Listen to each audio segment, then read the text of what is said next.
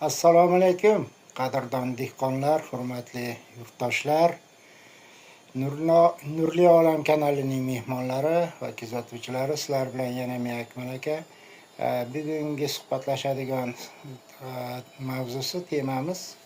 suhbatimizning mavzusi hozirgi kunda Teplisada отопленияsi bor teplisalar yoki отопленияsi yo'q teplisalar, avgustda ekilgan ko'chatlar hozir meva qilib pishishni boshlayapti.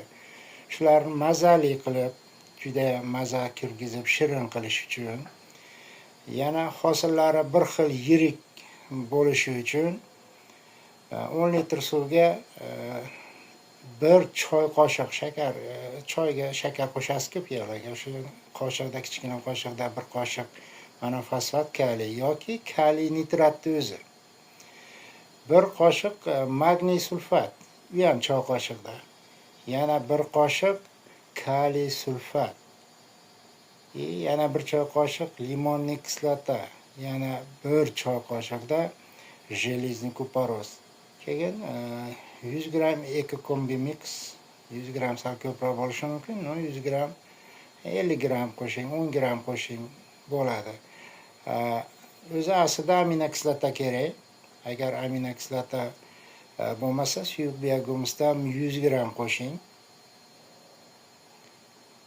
Ekokombi mixdan shart emas. Suyuq biogomusdan 100 gram qo'shing. Bir qoshiqda, osh qoshiqda dro'ja qo'shing. 2 qoshiq qo'shsangiz ham mayli dro'jadan. Keyin bir qoshiq shakar, 2 qoshiqmi, 1-2 qoshiq shakarni eritib qo'shib, bargidan seping. 2 kun, 3 kun o'tkazib, yana shu prosesni qaytaring.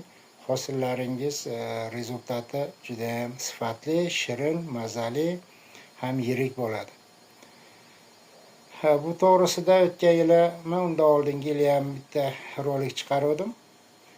Buni hozir yana bir ko'ringlar, sinab ko'rasizlar. Rezultatini men sizlardan kutib qolaman. Telegram gruppamiz bor. Telegram gruppamizga o'tib xabar tashlashingiz mumkin. Hozircha xayr, salomat bo'linglar.